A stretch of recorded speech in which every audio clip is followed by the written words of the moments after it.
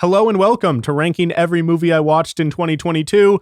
I know I'm about 15 days late to this, but I've been outside touching grass, making real human connection, and not being depressed from spending all day on social media, so for me, that's a win. Just pretend it's January 1st and that this content is still relevant. I watched 167 movies last year, so I'm gonna rank them from worst to best, but we're gonna kind of speed run the lower ones because I've realized over the last year that I don't really want to be a critic. I don't want to be the guy that shits on other people's art because first of all, it's way better than anything I could ever make myself. And two, I also consider myself an artist and I want to make things and put them out into the world. And I just think that I would much rather talk about things I love and try to encourage people to check out new art rather than just tear shit apart all the time because I just don't think that adds much value. Once we get to the top 40 or 30, I'll definitely have more to say and highlight why I love those movies so much. But coming in at dead last, number 167, the worst movie I watched all last year, is a movie from 1938 called Tell Your Children. It's an anti-void propaganda movie that was created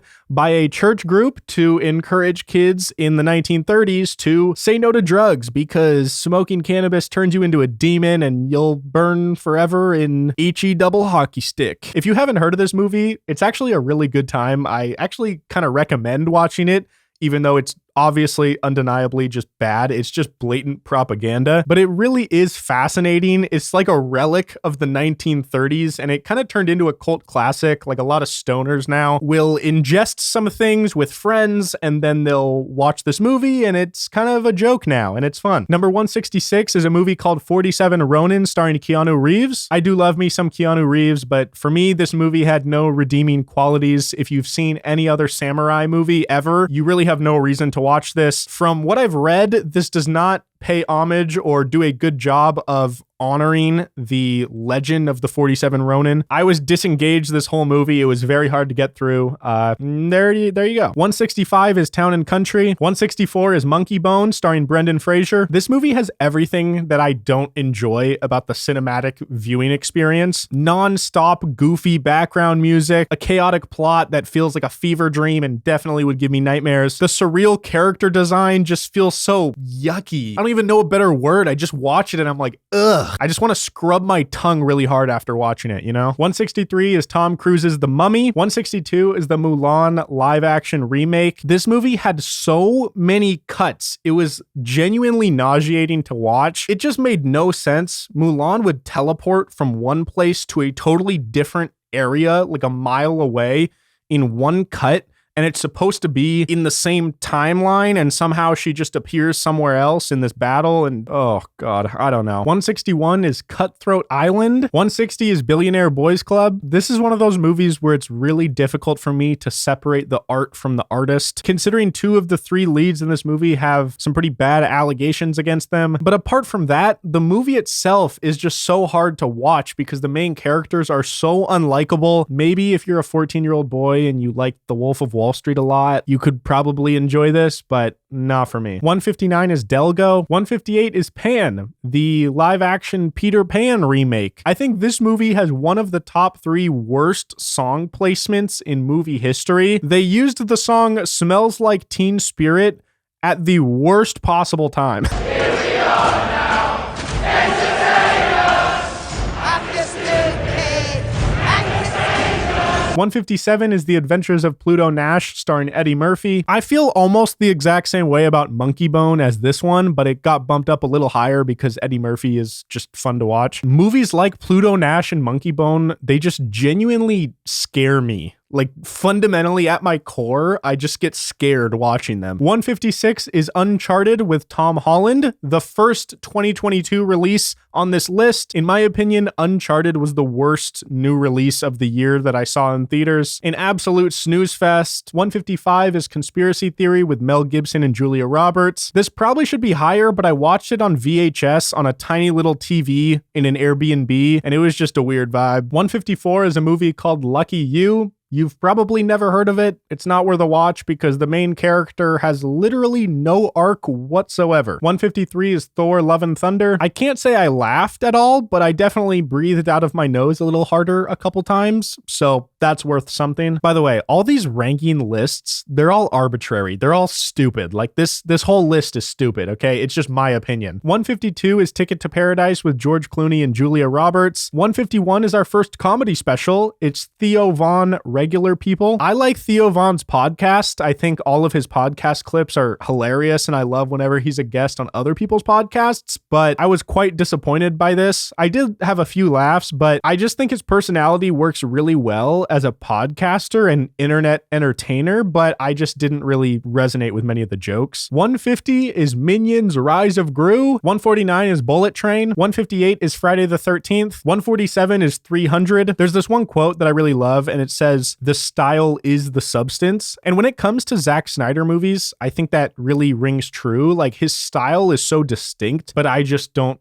really care for it. But I watched it with all my buddies, and it is a fun movie to put on with the bros and be like, yeah, fight people. 146 is Black Adam. I wrote an entire multi-paragraph blog post for my job about why this movie is kind of a mess. So 145 is a Netflix docuseries called Voyeur or Voyeur?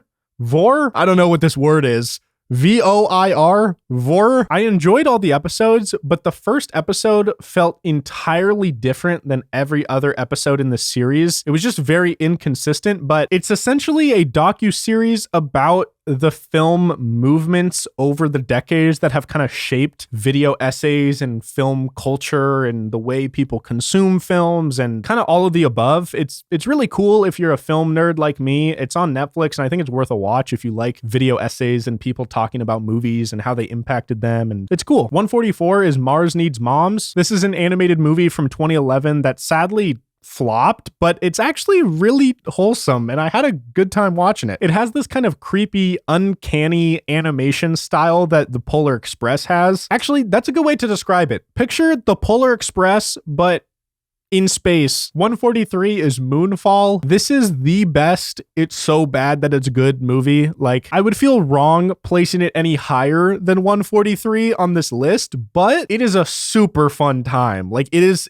just a blast. It is so bonkers, so wild. If you have the privilege of having a big TV in your house, just get some snacks, maybe have a drink or four, and get some friends together and just have a good time with this. 142 is Don't Tell a Soul. 141 is Eraserhead. My Letterboxd review for this movie says, quote, "Mom, can you come pick me up? I feel funny." This movie is undeniably impressive, and you can really see all of the creative genius of David Lynch that influenced the rest of his career. But similar to Monkey Bone and Pluto Nash, I'm scared. I'm scared of movies like this. 140 is The Joneses. 139 is The Green Knight. You ever watch something where you're like, wow, that's probably incredible, but I'm way too dumb to even comprehend it? That's kind of how I felt with The Green Knight. Like, I can appreciate it, but I don't know. I didn't feel what I think I was supposed to feel. 138 is Tenet. I love Christopher Nolan, but this one just felt like too complex for my little peanut brain. Maybe it makes sense if you had like a whole quarter of a college course dedicated to breaking down and analyzing the science of time travel and shit like that. I feel like the people that say that they really, really understood Tenet and that it makes total sense, I feel like they're kind of bullshitting you, you know? It was fun to watch, but when it ended, all of my friends looked at each other and we were like, what the fuck was that? Like, what just happened? And everyone's like, I don't know. It was cool though. 137 is Mother. I have so much respect for Darren Aronofsky and just how polarizing and controversial a lot of his movies are. And this year in particular, I've spent a lot of time going through his older films, and I fucking love this guy's style and his creative vision, and I don't really know why I put it so low. I think Mother is the type of movie where the more I watch it, the more I will appreciate it, but it's heavy, dude. 136 is You Won't Be Alone. 135 is Yes, God, Yes. I mainly watched it because I have a massive crush on Natalia Dyer. 134 is Smiley Face. I adore this type of editing. This is like YouTube style editing before YouTube style editing became a thing. The editing is so visible. It's so direct. Like, the editing is kind of in your face, and it's supposed to be. The editing itself is like a whole personality. Like, the editing style is a part of the humor, and it just feels like a YouTube video that's a movie. It's really cool. And I think it's one of the best stoner comedies. If you need something to watch this upcoming 420, check out Smiley Face. It's got John Krasinski too, and he's awesome. 133 is 8.5. 8.5 is one of those movies that film school nerds kind of love, and it's always on a lot of these top 100 films of all time lists, and it's often regarded as one of the best Italian movies of all time. I usually love art about art or films about filmmakers. I love when art gets really meta, but in this case, it felt so symbolic and esoteric that it was kind of hard for me to latch on to anything. This is one of those films that could be dissected and analyzed for years. I've read multi-paragraph essays about this movie. Most people just won't like it, I don't think, and I wanted to like it, but I didn't. 132 is Death Proof. It took quite a while for the movie to get going. We kept waiting for something interesting to happen, and god damn, by the end, the last like 20 to 30 minutes of this movie is fantastic and definitely worth the wait, but it took a while. There's a super cool chase scene, and the last 5 minutes in particular are just awesome. If you do watch this, I recommend finding the shortest version, because I think the version we watched was like the director's cut or something, and it was just way too long. 131 is Heathers. 130 is, I can't believe I even put this on the list, because it's a movie from 1897, one of the first motion pictures of all time, called The Arrival of a Train at La Koitat? I don't know how you say that word. 129 is Violent Night. 128 is a documentary called Pumping Iron. This one is incredibly fascinating. I love fitness. One of my best friends is a trainer, and I've learned a lot about like bodybuilding and mobility training and functional strength training. And this whole documentary follows Arnold Schwarzenegger and his competitors leading up to the 1975 Mr. Olympia contest, which is basically like the biggest honor in the bodybuilding world. It's just so interesting. It's so cool to me. That whole world is fascinating. Like the mindset of these people, what pushes these people to want to grow their bodies that big, and like how do they fight through so much physical pain, and why? Like what life experience made them want to do that? What do they get out of it? And it's just a testament to pure determination. I think a lot of people who don't work out very hard or often don't really appreciate just how insane it is. And there are quite a few quotable one-liners by Arnold Schwarzenegger in this movie that I just couldn't believe. Like one of them was about how his mom died or his dad died, I can't remember, and how he didn't even fly home for the funeral because he was too busy training and like focused on being the best he could be for this competition. And there was another one about how for him, the feeling of the pump, like the burn you get in your muscles when lifting really hard, is equivalent to the feeling of orgasm for him. And I've seen both those clips go viral on Instagram and TikTok and stuff, but I learned afterwards that he just made that shit up for entertainment value. Like he even admitted that quite a few things he did and said in this movie and throughout his career was really just for entertainment value, to become a star and to get people talking about him. And it worked. I mean, respect to him. I learned all of that through a YouTube video that breaks down this whole documentary. So if you search it on YouTube, you can find it. 127 is Devotion. 126 is Beast, starring Idris Elba. 125 is Forgetting Sarah Marshall. 124 is Annette. 123 is Don't Worry, Darling. 122 is Pearl. 121 is Marry Me, starring Jennifer Lopez and Owen Wilson. 120 is the short film Dirtbag by the YouTuber Karsten Runquist. I think he's a great writer. I think this short film proves he has so much potential as a filmmaker, and I recommend you watch it. It's free on Vimeo. 119 is Doctor Strange in the Multiverse of Madness. Similar to Mulan, this movie cuts to a new shot literally like every 3 to 4 seconds. It's actually quite disorienting. 118 is Snatch. 117 is a stand-up comedy special called Orlando Leyba Adorable. I was one of the first 5 people on all of Letterboxd to ever have recorded watching this special, and it was pretty hilarious. I recommend it. 116 is See How They Run. This is a whodunit murder mystery that had very bad marketing behind it. Like it just showed up in theaters one day. It's no Knives Out or Glass Onion, but it's kind of adjacent to Murder on the Orient Express, if you've seen that. 115 is a stand-up comedy special by Nate Bargatz. It's called The Tennessee Kid. I think the special will resonate with white men between 20 and 50 the most, so take that how you will. 114 is Koya, or Koja or something like that.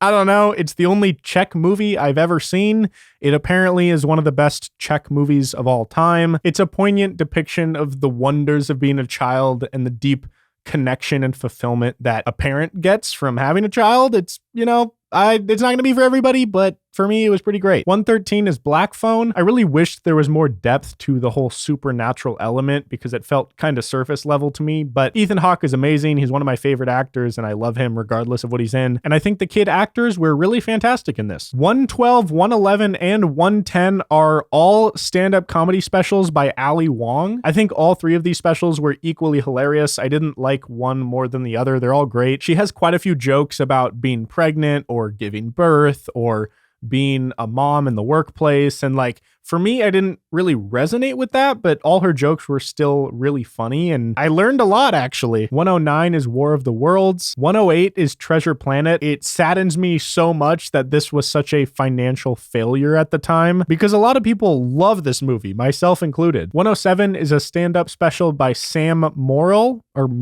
It's called Same Time Tomorrow. 106 is Smile. I also wrote a whole article about this movie, so I'm not going to get much into it here, but it had the most creative marketing campaign of the year, which I really enjoyed, and the movie itself had great performances, a pretty interesting premise. It's nothing new in the horror genre, but it just does everything really well. 105 is Oh Brother, Where Art Thou by the Coen brothers. 104 is Luca. 103 is Knight of Cups, directed by Terrence Malick, starring Christian Bale. This is less of a traditional movie and more of a visual poem. This movie is like adult angst at its finest. From a narrative standpoint, the actual story is not very cohesive. And I think if you go into this expecting it to feel like any other movie in the world, you're going to be kind of disappointed because it's really not a movie in that traditional sense. It is a movie. It's just way different and weird, and I think a lot of people won't like it, but I love it. 102 is The Lighthouse. 101 is Matchstick Men with Nick Cage. Coming in at number 100 is the iconic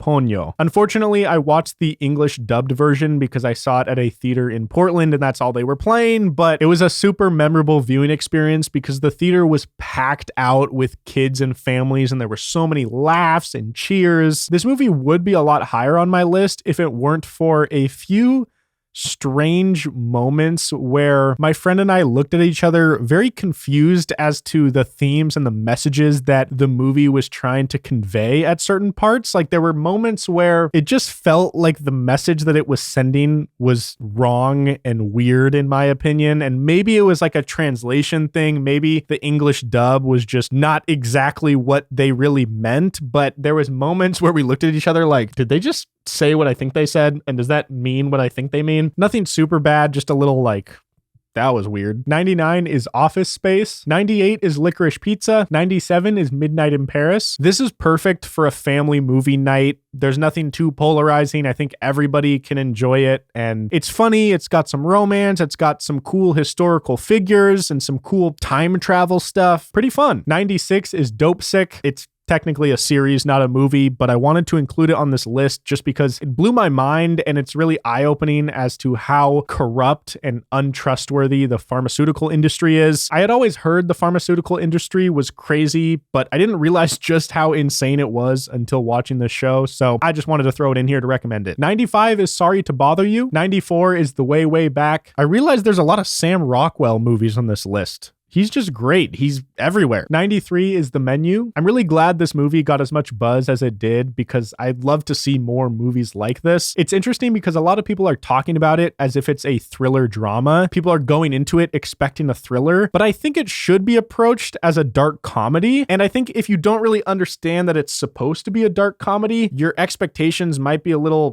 skewed. In my eyes, it's much more a comedy than it is a thriller, but I don't know if other people feel that way. 92 is Locke, starring Tom Hardy. This entire movie takes place in one car during one car ride. It's very impressive that one actor can hold my attention for 90 minutes, but he just gives an incredible performance. Once again, this is a premise movie where the movie starts by throwing you, the viewer, into this very stressful and terrible situation, and you just get to witness how the main character handles it, it's fascinating. 91 is Brigsby Bear, which is just one of the most unique movies I saw all year. Let me just read to you what Google says about it. Brigsby Bear tells the story of a captive man raised in a bunker since he was a baby, being rescued by the authorities, where he obsessed over a children's television program titled Brigsby Bear.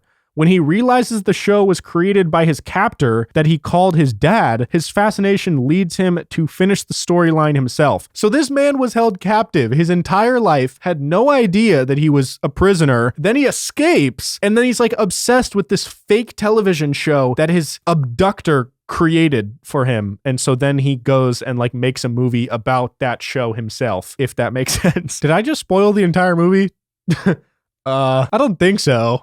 Because there's more to it, but yeah, I might have just spoiled the movie. It's still worth a watch. I've been recording for 3.5 hours and we still have 90 more to go. Number 90 is Youth in Revolt, starring Michael Cera as Michael Cera and as a psychopathic version of Michael Cera. I know that doesn't make sense, but if you watch it, you know. This is a bizarre coming-of-age romantic comedy. It takes the whole virgin trying to get laid trope and flips it on its head. I really loved everything about this, except at the very end, there's just a couple decisions that, they just kind of lower the score of the entire movie. If you know, you know. I just really wish it didn't end the way it did, considering everything that led up to the end of the movie. But if you like Michael Cera awkward teenage humor, this is a great movie. 89 is The Fountain. Believe it or not, this movie's storyline spans 3,000 years in just a 96-minute runtime of the movie, which is insane. The Fountain explores the philosophy of death and dying as an act of creation rather than the end of something, and I find that really interesting. There's a ton of imagery and philosophical ideas explored here. I couldn't possibly even understand all of them on first viewing, but it stars Hugh Jackman as a doctor that is essentially trying to find the cure for a certain type of cancer to help cure his wife so that she doesn't pass away. But I just think it's a really interesting watch for anybody who likes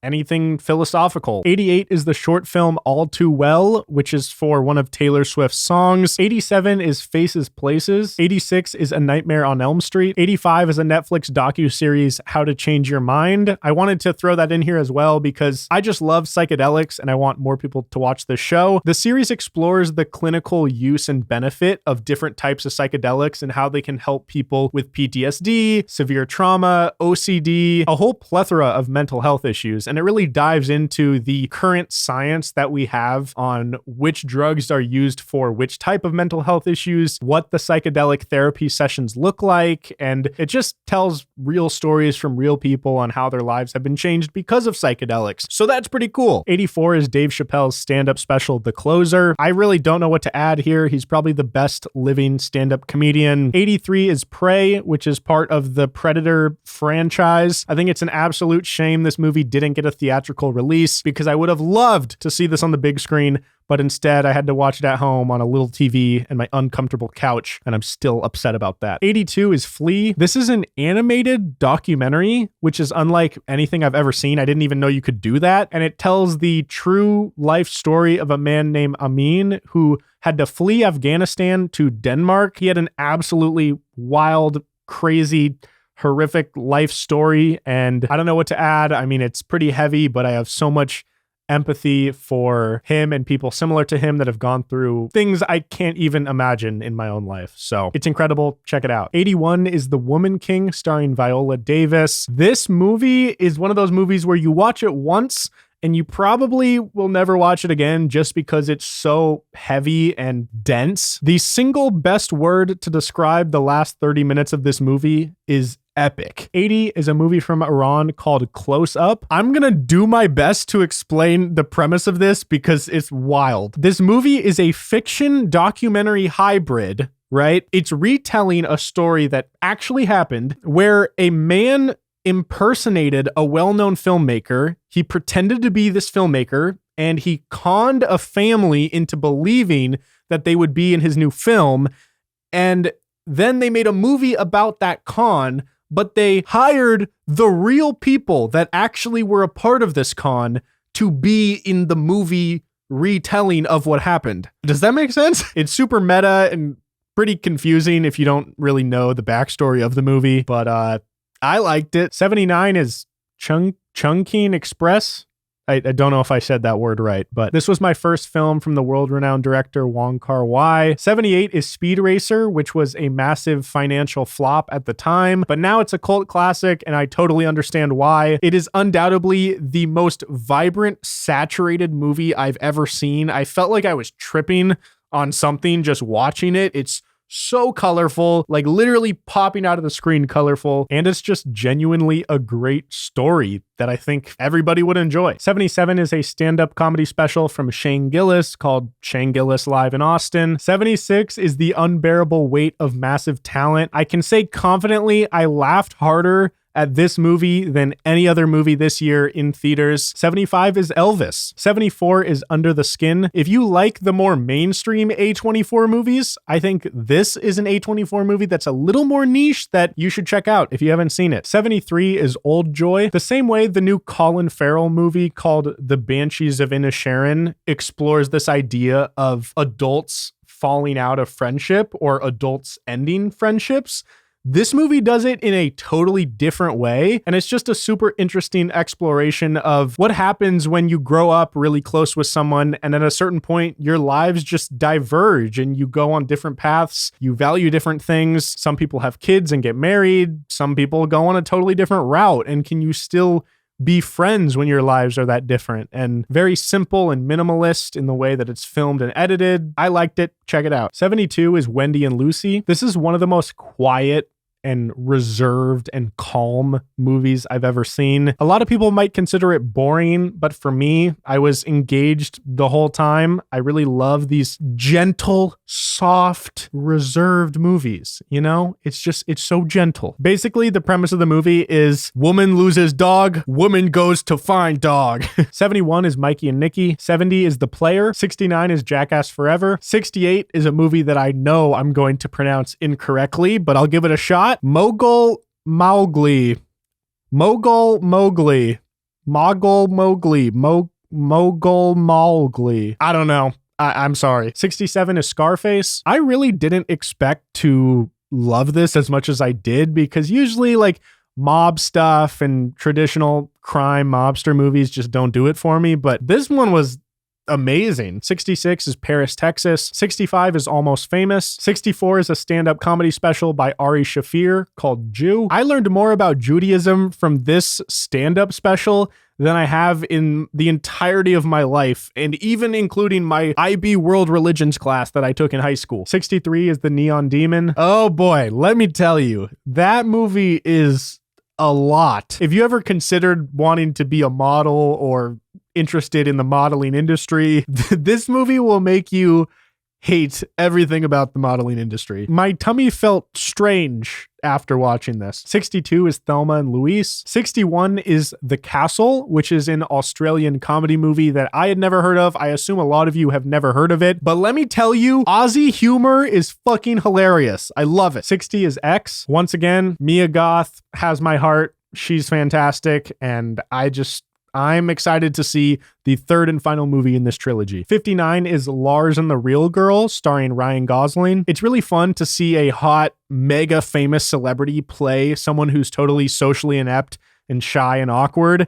And in this case, Ryan Gosling plays Lars, who can't talk to people, and so he gets a girlfriend that's a doll, but he thinks it's real. And so the entire community rallies around him and supports him in having this fake girlfriend, because it's better than him being a hermit that doesn't talk to anyone. So yeah, Lars falls in love with a doll, and it's pretty great. 58 is Bodies, Bodies, Bodies, which is a hilarious satire that pokes fun at Gen Z, and everybody in the theater was laughing, including mostly Gen Z kids, which I think is a good sign. 57 is Coherence, which I've been recommending to everybody recently. If you like mindfuck movies and you feel like you've seen all the main ones and there's really nothing new that's catching your attention, watch Coherence. Okay, it's short, it's 90 minutes, and in an hour and a half, it just totally blew my mind, and it's really inspiring to up-and-coming filmmakers, I think, because it really proves that you can do so much with just a talented cast and a really interesting premise. It's a reality-bending thriller that does a lot with very little resources, and for that reason, I loved it. 56 is The Royal Tenenbaums. 55 is Burning. Some of the best subtle yet intriguing performances.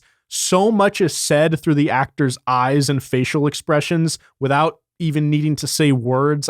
There's so many layers to this. I watched an entire video essay just analyzing the people's body language in this movie. 54 is When Harry Met Sally, which might be the most iconic fall rom-com to ever be made. Like, when I think of fall as a season, this movie is what I associate it with. 53 is Anomalisa, which is an animated movie by Charlie Kaufman. And if you don't know who Charlie Kaufman is, the best way I can describe him to you is he makes movies for sad, lonely, existentially confused people, which is why I love him. All of the movies that he writes and directs are just very deep and make you reflect on life, the meaning of life, reality. It's what I love about movies. And this one it's no Disney or Pixar. I'll put it that way. 52 is Man on the Moon, starring Jim Carrey. This movie just blew my mind because it's based on the real life story of the famous comedian Andy Kaufman. And then there's also a Netflix documentary about the making of this movie, Man on the Moon. And you learn that apparently when they made this movie, Jim Carrey became Andy Kaufman, and literally the family members of Andy Kaufman, who is now dead, the family members, like the daughter, said that they genuinely connected with Jim Carrey because he was so much like their dad that, like, he literally became him. Like, he became their dad. Something feels morally wrong about that. Like, I don't know. Watch this movie, then watch Jim and Andy, The Great Beyond, I think it's called, on Netflix. And it's mind-blowing. A lot of people think Jim Carrey is crazy, but I don't. Well, maybe a little, but I think he's just an amazing artist. I really like Jim Carrey. 51 is Kiki's Delivery Service. For someone like myself who tends to watch a lot of depressing, dense, and just heavy movies, it's so refreshing to watch something like Kiki's Delivery Service where I can just sit back, have a good time, smile, laugh, and feel good. We have now made it to the top 50 movies I watched in 2022. Coming in at number 50, we have Kajillionaire. Kajillionaire is about a family of con artists that raised their daughter from birth to basically steal and con everybody every chance she gets until a stranger joins their group and turns their whole world upside down. It's on Hulu, and I feel like a lot of people have never heard of it, but it's fantastic, so give it a watch. 49 is The Northman. What I loved about this movie is that the myths and legends of the time period that the movie is set in is believed and true to the universe of the film. So these myths that they believed, that's a part of the universe in this movie. Like that's real in this world. And I think that's so interesting. And I wish more movies would do that. 48 is Hunt for the Wilder People. We need Taika Waititi and Edgar Wright to collab ASAP. 47 is Crazy Stupid Love. 46 is On the Count of Three. Trigger warning for this movie because it all revolves around two characters planning to take each other's life. I think it's a beautiful exploration of depression and life and death and whether or not life is worth living. And it's heavy, but it has a lot of really powerful themes. And I left the theater just being grateful to be alive. 45 is Pig. I loved this movie. I think it had my favorite monologue of the whole year. They're not real. You get that, right? None of it is real. The critics aren't real. The customers aren't real. Because this isn't real. You aren't real.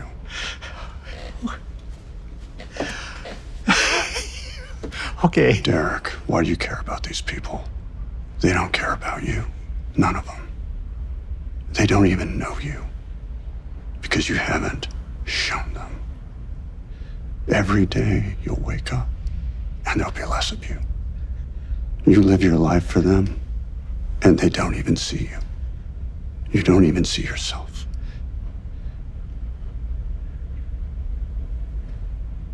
We don't get a lot of things to really care about. 44 is Paddington. Genuinely might be the most wholesome movie to ever grace this universe. I had a smile on my face nonstop from start to finish. It's a little huggable teddy bear with an accent. Like, it's Paddington. 43 is Black Bear. 42 is Tucker and Dale vs. Evil. I watched this with 3 of my best friends and we were laughing hysterically the whole time. The humor was so consistent. It felt like every 3 minutes there was just another joke that landed, and my friends and I all loved it. Afterwards, we looked around and we were like, wow, that was really surprising. 41 is Barbarian. I made a whole video about why the world needs more movies like Barbarian, so I'm not going to go into it here, but I loved it. 40 is Days of Heaven by Terrence Malick. 39 is Mr. Lonely, starring Diego Luna as a Michael Jackson impersonator that meets other impersonators that live on this island where all of them pretend to be famous celebrities and they just live on like a commune together. It's really awesome. It's one of the most unique storylines I've seen all year, and man, it really blew me away. And it was the 1000th movie I ever watched in my life, so that's cool. There's this one scene where a nun, like a literal nun, falls out of an airplane on like a BMX bike and is just doing flips through the sky. It's pretty gnarly. 38 is Samsara, which is a documentary comprised of just visual images and sounds and music. There's really no dialogue. There's no clear story. It's more of a feeling that it's trying to evoke in the viewer. It's visually unbelievable, genuinely stunning. Let me just read you the description. Filmed over nearly 5 years in 25 countries on 5 continents and shot on 70mm film, Samsara transports us to the varied worlds of sacred grounds, disaster zones, industrial complexes, and natural wonders. Basically, this documentary is showing images, ideas, and cultures from around the world and kind of editing them together in just a very satisfying way that evokes so many emotions, and it conveys ideas about life, how we integrate with nature and society, and it's definitely not going to be for everybody. Like, my friends walked in and they were like, why do you even want to watch this? Like, there's no story. And I'm like, yeah, it's not about the story.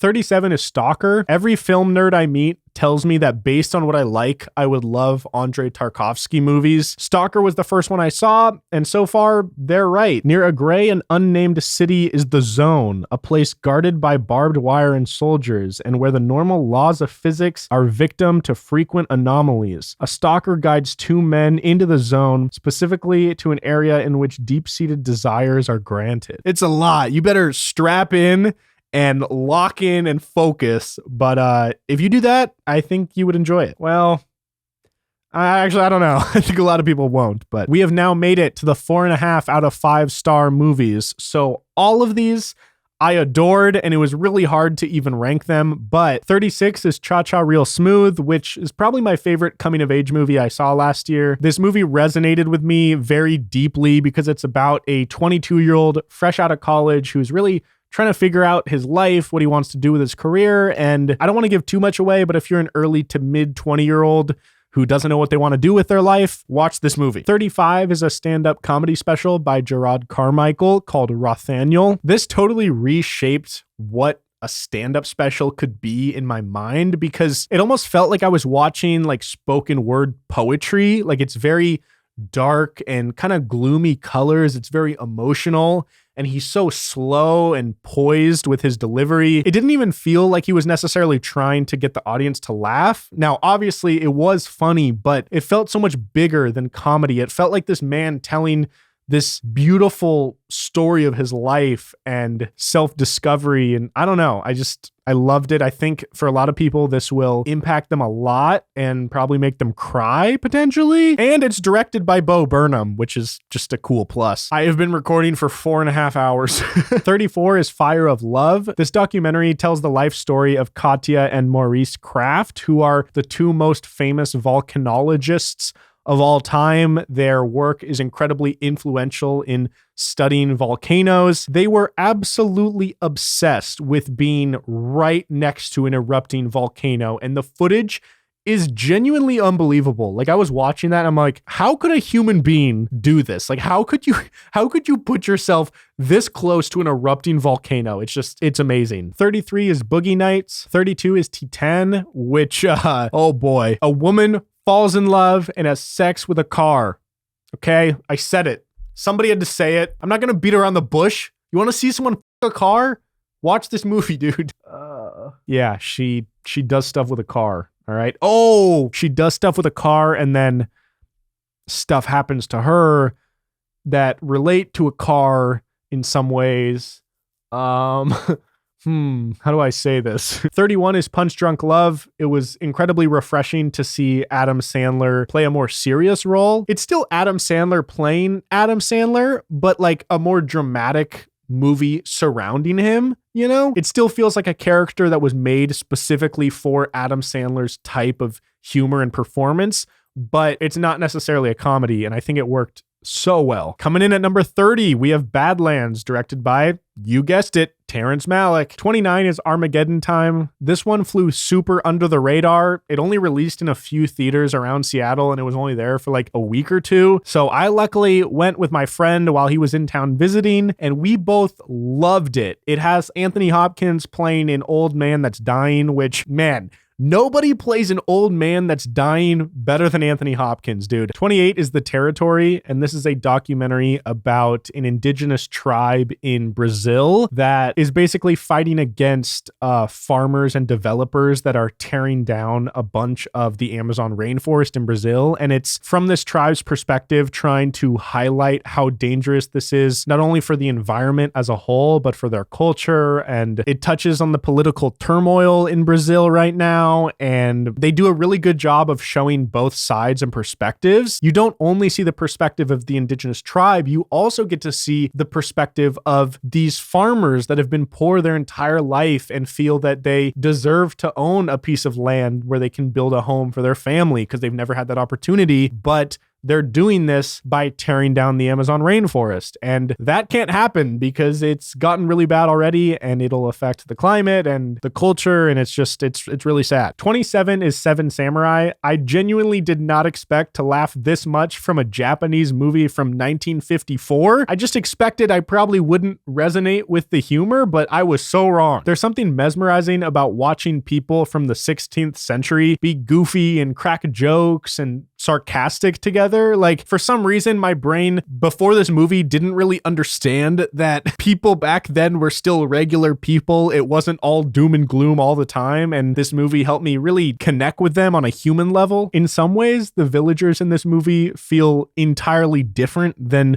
regular humans today because it was set in the 16th century. But in other ways, you really see how we're all so similar as people. I have no idea how they did the stunts in this movie. I assume they're all practical stunts, but goddamn, some people probably had broken legs and ribs and arms because people took some massive hits in this movie. Genuinely incredible. It's a masterpiece. Check it out. 26 is The Batman. I saw it 3 times in theaters, I think. I can't add anything to the conversation here because all the diehard Batman fans have already got it covered, but it was incredible. 25 is RRR. I am not very familiar with Indian cinema in general, but oh my God, this is one of the most entertaining, action-packed.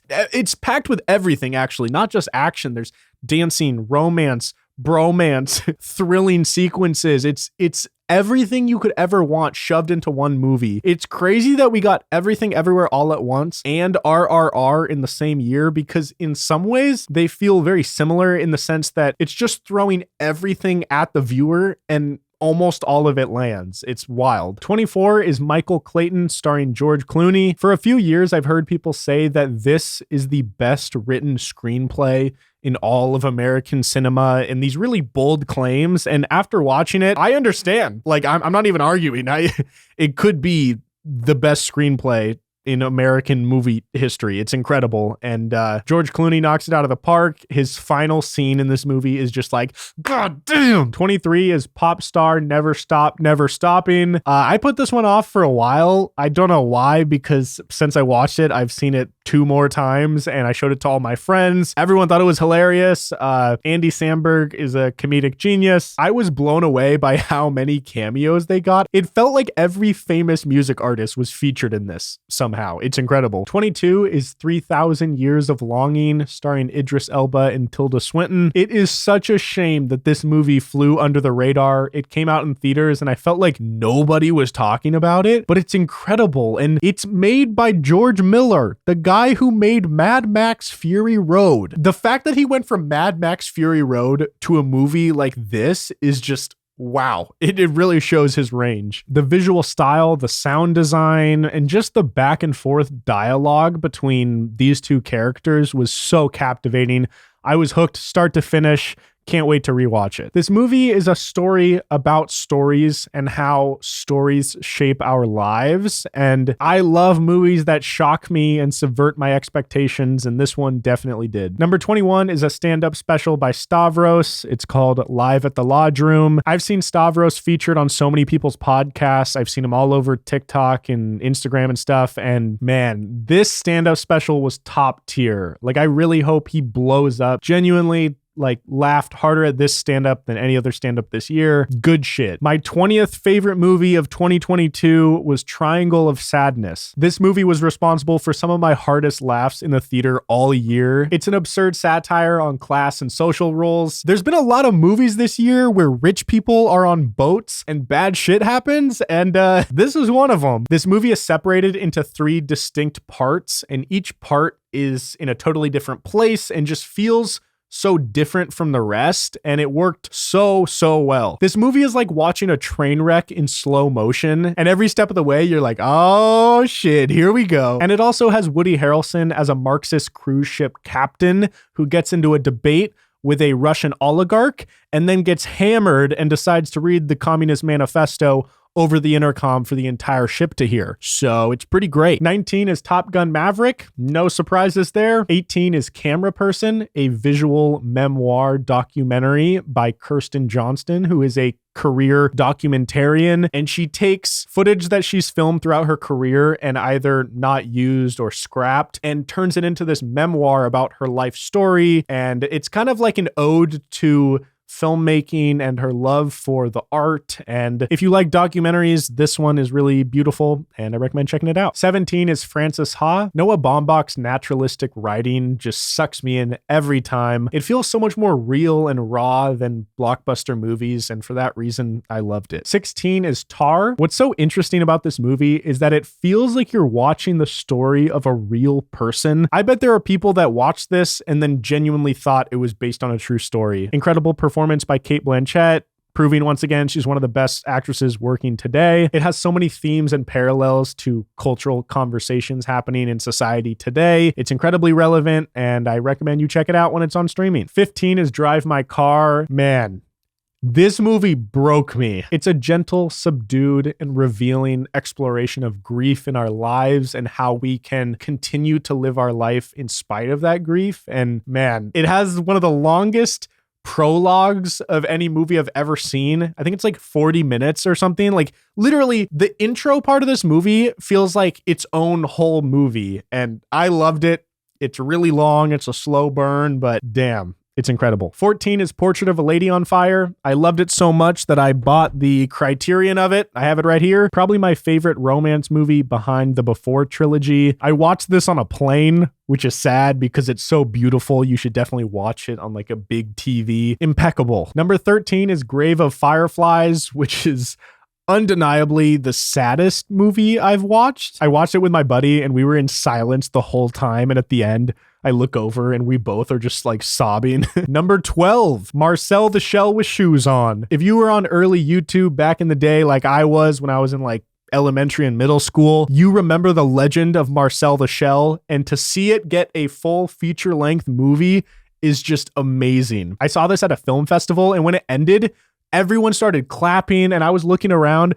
People were laughing. Some people were crying from a shell. A literal shell. It is just oozing with passion from the creators. Like, you can tell they're so passionate about that franchise, and I love it. Number 11 is Nope. I made a very long video analyzing this whole movie and explaining why Logan Paul's take on it was just wrong. So I don't have a whole lot to say here, but amazing movie. We have made it to the top 10. Number 10, my 10th favorite movie I saw in 2022 was The Florida Project. The colors, the framing, the performances. Sean Baker really has a way of allowing the viewer to connect to people that you otherwise would have nothing in common with or no way to relate to. He humanizes these characters so beautifully, and the performances are amazing. William Dafoe is in this, so if you like him, definitely watch this. The whole movie is dripping with color, so if you're tired of these dull, kind of dark, gloomy movies, check this one out. It touches on so many aspects of the human condition, and I loved it. Number 9 is Patterson. For decades, Hollywood has portrayed relationships of couples lying, deceiving, cheating, and Hollywood often thrives with just negativity in these stories in a lot of ways, like so much conflict, but Patterson just flips all of that on its head. It is such a gentle,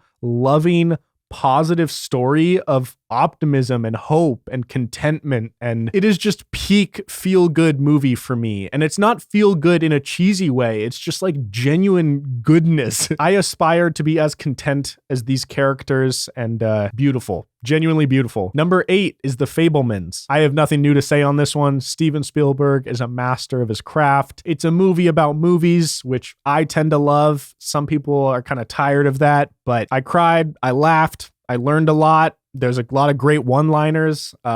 Yeah, pretty fantastic. Number 7, The Banshees of Inisherin. One of the most depressing movies I saw this year, without a doubt, but such a powerful story of friendship and art and what is worth giving up in the name of art. And I think that is a really interesting question that's explored beautifully here. Like, is it worth giving up friendship in the sake of legacy? Is it more valuable to leave a piece of art behind as your legacy? Or do you want your legacy to be as a good friend, as a good individual, and remembered in your close circle? Like, there are so many existential questions explored in this movie, and I thought it was done beautifully. Excellent writing, excellent performances. I loved it. Number 6 and number 5 are tied between Before Sunrise and Before Sunset. If you have never seen these movies, or if you're hesitant about the romance genre, as I was, like, I'm not really into romance usually, these movies are genuinely perfect. I would not change a thing. I think these have some of the best writing and monologues I've ever heard. They made me reflect on my entire life. If you have ever been in love, or ever had your heart broken, or really just